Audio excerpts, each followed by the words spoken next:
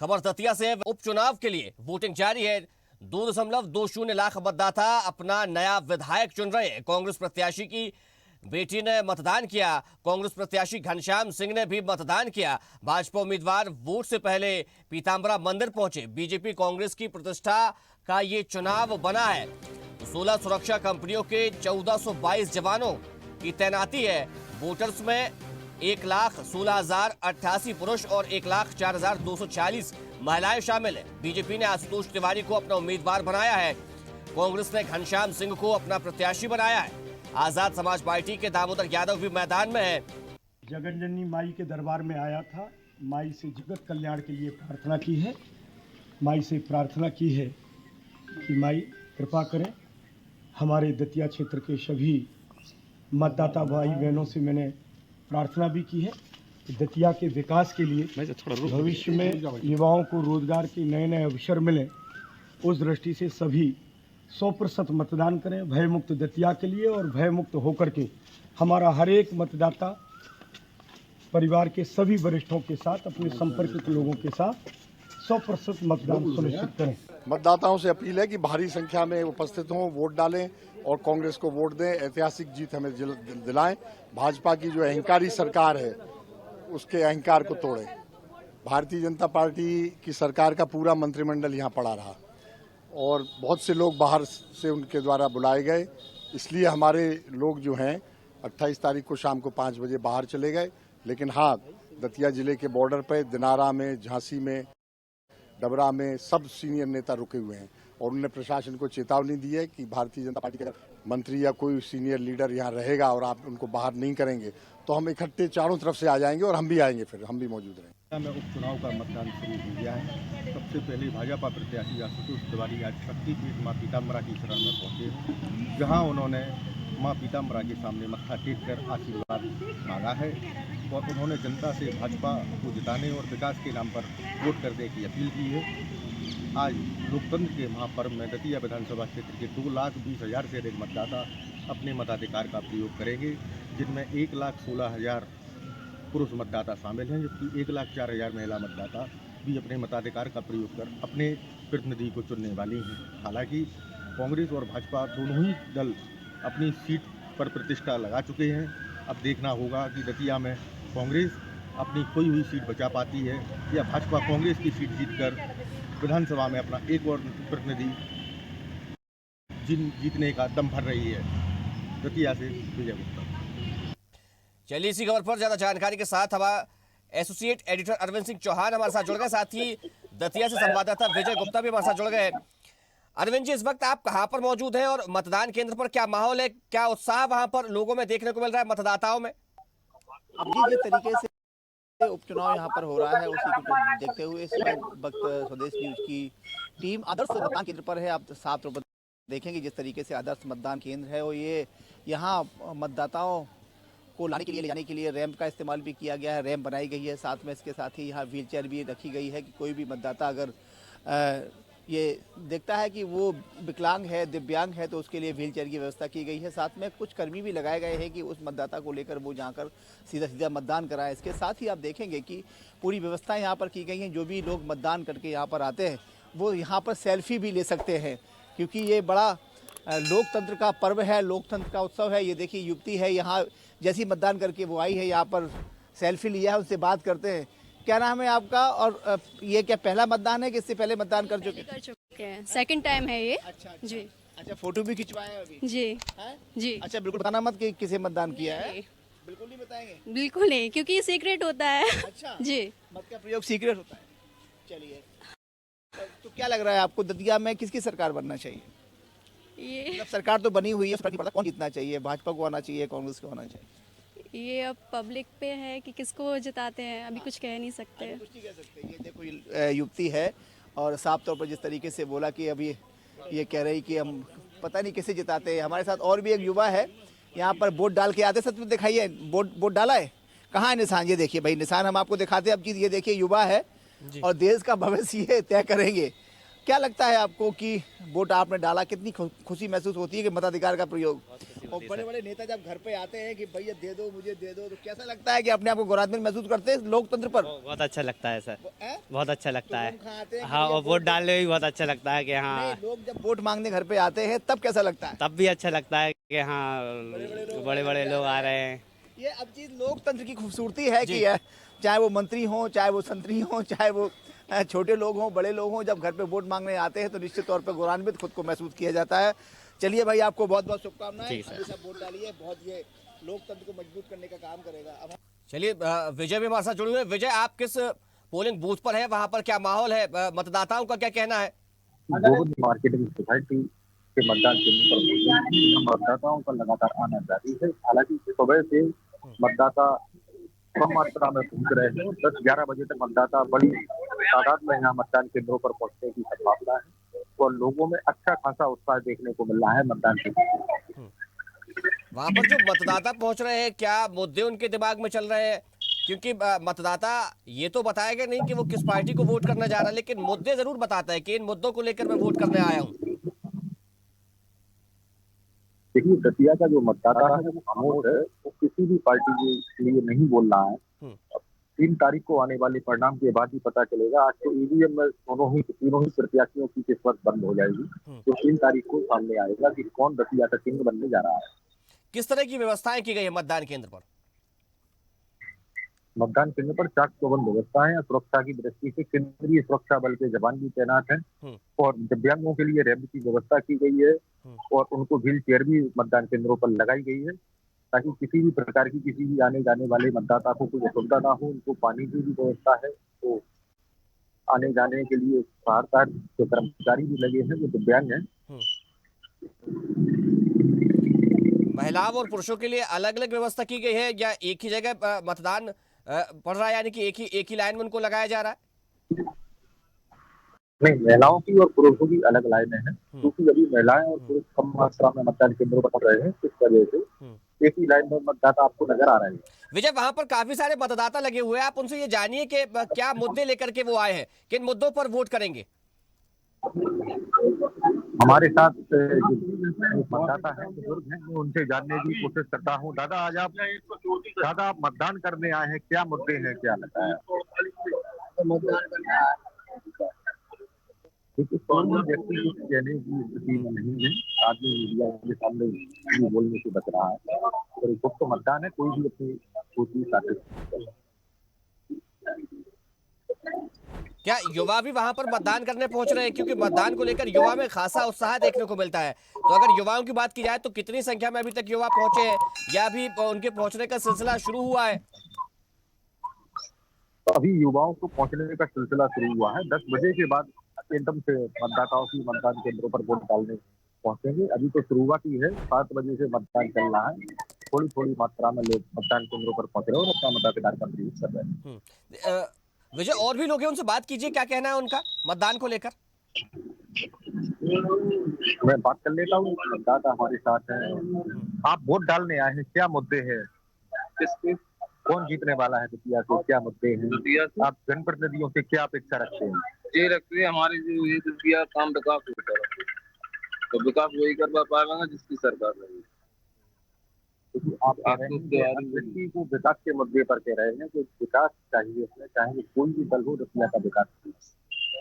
देखिए, बिल्कुल ये निश्चित तौर पर ये कह रहे हैं कि देखिए जिसकी सरकार होगी, जो विकास करेगा, उसी को हम मतदान करेंगे। तो हालांकि उन्होंने प्रत्याशी का नाम नहीं, लेकिन बहुत कुछ वो वहां पर बोलते हुए भी नजर आ रहे हैं। विजय, हाँ, वो इशारों में इशारा कर रहे हैं कि वो कहाँ जाने वाले हैं, क्योंकि भाजपा की सरकार है और भाजपा ही दतिया में विकास करने की स्थिति में रहेगी। क्योंकि विपक्ष के लोग हैं, तो ऐसी स्थिति में सत्ता पक्ष की अपेक्षाएं लागू ही ज्यादा। ये मतदान केंद्र पर ये व्हील चेयर दिखा रहे हैं। मतदान केंद्र पर दिव्यांगों के लिए व्हील चेयर भी लगाई गई है और यहाँ सुरक्षा की दृष्टि से केंद्रीय सुरक्षा बल के जवान भी तैनात हैं जो जब पूरे मतदान केंद्र पर शांति व्यवस्था बनाए हुए हैं और लोगों को मतदान के लिए प्रेरित कर रहे हैं। विजय, जिस तरीके से लोग कतारों में लग करके पहुंच रहे हैं, अभी जो मतदान का प्रतिशत है वो कितने प्रतिशत करीब मतदान हुआ होगा और धीरे धीरे जब ये बढ़ेगा तो कब तक ये पीक पर पहुंचेगा? आपने अभी जो 7 बजे से मतदान चल रहा है, अभी निर्वाचन आयोग के द्वारा ऐसी कोई जानकारी अपलोड नहीं की गई है, ना ही कोई जानकारी दी गई है, क्योंकि 10 बजे के बाद रुझान सामने आने लगेंगे किस मतदान केंद्र पर कितने प्रतिशत मतदान हुआ है। अभी 10 बजे के बाद ही मतदाता बड़ी तादाद में मतदान केंद्रों पर पहुंचेंगे, उसके बाद ये स्थिति स्पष्ट हो पाएगी। चलिए विजय, आपका बहुत शुक्रिया तमाम जानकारी के लिए।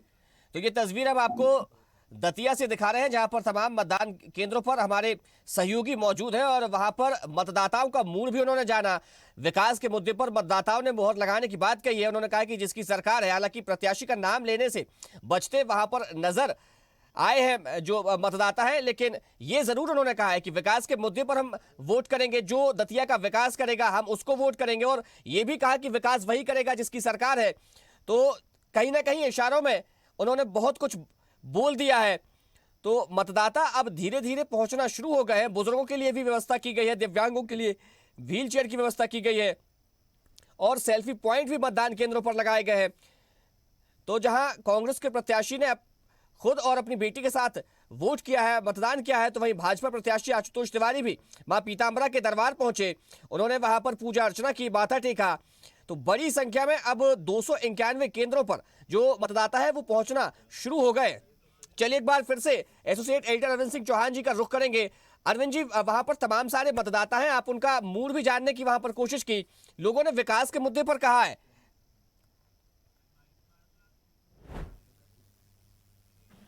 चलिए हमारे साथ कुछ यहाँ लोग हैं, उनसे जानने की कोशिश करते हैं। आपको सबसे पहले तो उपचुनाव हो रहा है, आप मतदान करने आए हैं, बहुत बहुत ये लोकतंत्र को मजबूत करने का आप काम कर रहे हैं। हालांकि आप जिस भेष में हैं तो लग ही रहा है किसी दल के आप नेता ही होंगे। कैसे देखते हैं दतिया के उपचुनाव को? आज यहाँ दलों का काम नहीं है, लोकतंत्र को मजबूत करने का काम है। बिल्कुल निश्चित रूप से हर व्यक्ति को अपने मत का प्रयोग करना चाहिए। और मैं तो कहता हूँ कि जो है जलपान बाद में करें, पहले मतदान करें।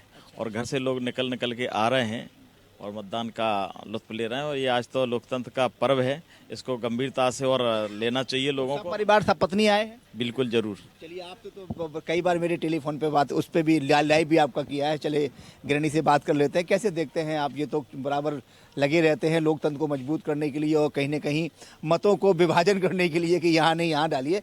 आप बताइए कि कैसे देखते हैं लोकतंत्र का कितना बड़ा पर्व है, मतदान कितना जरूरी है लोगों के लिए? नहीं, मतदान ज़रूरी है, क्योंकि अगर शिक्षित लोग मतदान नहीं करेंगे तो एक सही नेता की पहचान कैसे होगी, उसको मौका कैसे मिलेगा। मैं तो यही सोचती हूँ कि जो विकास करे उसी को आगे लाइए। एक बात बड़ा सवाल पूछना है, जब आपके पति किसी पार्टी में होंगे, निश्चित तौर पे उस पार्टी का नाम भी नहीं लेना चाहिए, तो क्या आपको इन्फ्लुएंस किया जाता है कि आप नहीं, आप ऐसे नहीं ऐसे करेंगे, इसको डालेंगे, कि आपका अपना विवेक होता है? नहीं, हमारा अपना विवेक है। हमें किसी तरीके की कोई जोर जबरदस्ती नहीं होती कि नहीं, अगर हमारे नहीं डाला जाता है। नहीं, दबाव कोई नहीं। वो आप खुद सेल्फ कि जिसको चाहें उसको दें, जिसको आप सही समझें उसको दें। कन्विंस किया जाता है नहीं भैया हम जिस दल में? कोई कन्विंस नहीं किया जाता, इसके लिए मैं फ्री हूँ। अच्छा, कितने लोग आपके पास वोट मांगने आए? भाजपा के लोग आए, कांग्रेस के आए? ऐसा हुआ कि शायद हमारे उधर कोई नहीं आया वोट मांगने, लेकिन इसके बावजूद भी मेरा सोच यही है कि भाई जो विकास करे हम उसको देंगे वोट।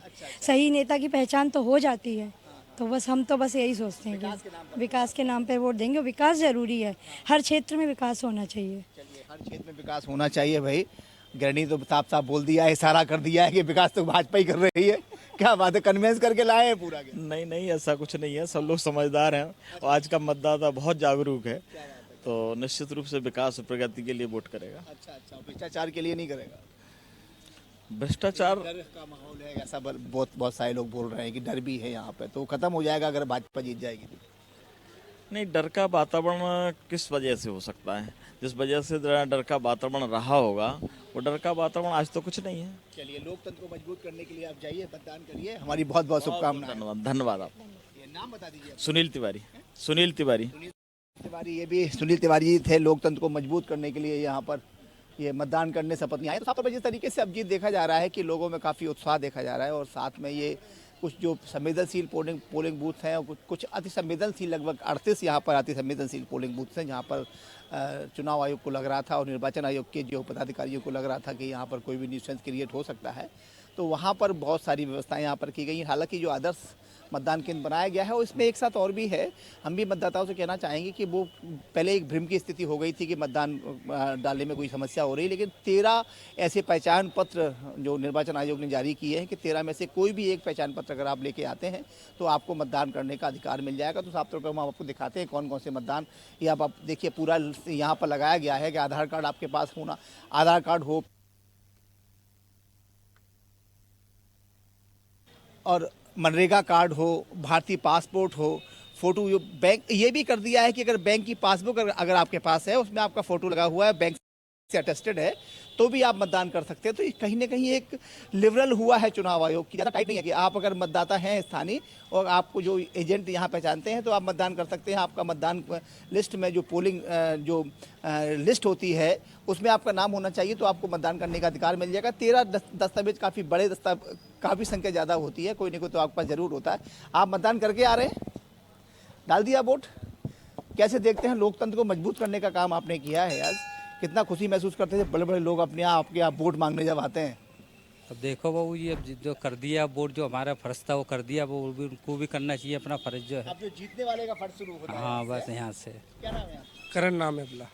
चलिए, क्या लगता है आपको यहाँ जो मतदान हो रहा है विकास के नाम पे हो रहा है? विकास के नाम पे हो रहा है बाबू जी, उन्हीं को कर रहे हैं हमको पूरी तरीके से। अब देखो लोहिया वगैरह हो जाए। जो मतदाता है अब जीत, उनका कहना यह है कि हमने तो अपना काम कर दिया है, लोकतंत्र को मजबूत करने का काम कर दिया है। अब बारी है नेताओं की, जो जीत कर यहाँ से जाता है कितना संवेदनशील होगा ये तो आने वाला समय तय करेगा। लेकिन जहाँ का मतदाता है, जागरूक मतदाता है, वहाँ के सुबह से ही लगभग 7 बजे से यहाँ मतदान जारी हो। एक बार और आपको दिखाने की कोशिश करते हैं, किसी प्रकार का कोई न्यूसेंस क्रिएट ना हो, इसलिए पुलिस फोर्स की पूरी व्यवस्था यहाँ पर की गई है। आप देखेंगे लोग बिल्कुल आप पूरी अपनी यूनिफॉर्म के साथ, पूरे हथियारों के साथ लैस हैं। किसी प्रकार का कोई भी यहाँ न्यूसेंस क्रिएट होता तो ये लोग तुरंत एक्शन मोड में आ जाएंगे। और साथ में चुनाव आयोग ने काफ़ी व्यवस्था यहाँ पर की है, व्हीलचेयर की व्यवस्था की है, दिव्यांग कोई आता है तो उसके लिए व्यवस्था की है, पानी की व्यवस्था यहाँ पर की है। किसी प्रकार की कोई समस्या किसी को ना हो, लोग आराम से मतदान कर सकें, बिना डर के, बिना भय के आकर मतदान करें। और मतदान के बाद जो कुछ मतदाताओं से हमारी बात है, उनका कहना यह था कि हमने तो अपना मतदान कर दिया है, अब बारी शुरू होती है।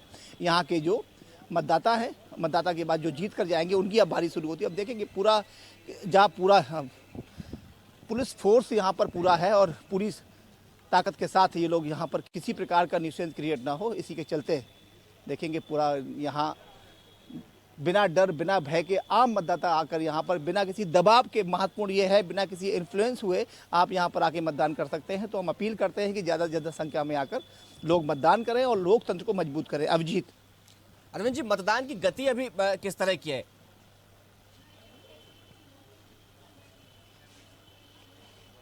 देखिए, समय काफ़ी होता है, सुबह 7 बजे से लेकर शाम को 6 बजे, लगभग 11 घंटे का समय जो होता है वो काफ़ी समय होता है। 2 लाख के लगभग यहाँ पर मतदाता है और लगभग